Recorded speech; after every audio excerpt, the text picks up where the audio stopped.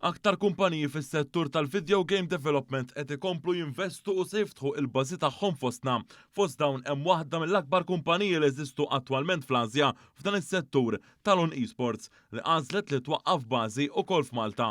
Dan tħabbar mill-Ministru għall-Ekonomija Silvio Xkembri waqt li kien preżenti għal ftuħ ta' raba' edizzjoni ta' Playcon, l-esibizzjoni speċjalizzata f'dan il-qasam fl-MFCC f'Taqali.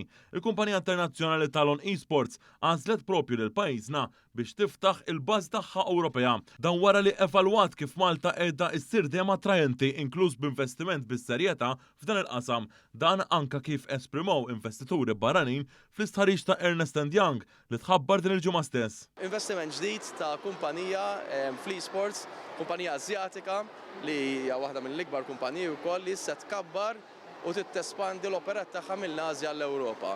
U kif semmejt illum għażlet lil Malta, fetlet l-uffiċċju Malta biex tkabbar l-opera ġewwa l-Ewropa minn ġewwa pajjiżna. U spjega wkoll kif l-aħħar snin il-Gvern ħadem biex isaħħaħ din in-niċċa ekonomika li fost oħrajn qed tattira it-talent lokali u toffri impjiegi ta' kwalità għolja għaż-żagħżagħ lokali. Dan derċar ukoll waqt il-ftuħ tal-Playcon mijiet ta' studenti tal-iskola iduru u jilagħbu fuq l-istens tal-esebituri. U llum 4 snin wara, 5 snin wara qegħdin naraw ir-riżultat tal-frott ta' dik l-istrateġija.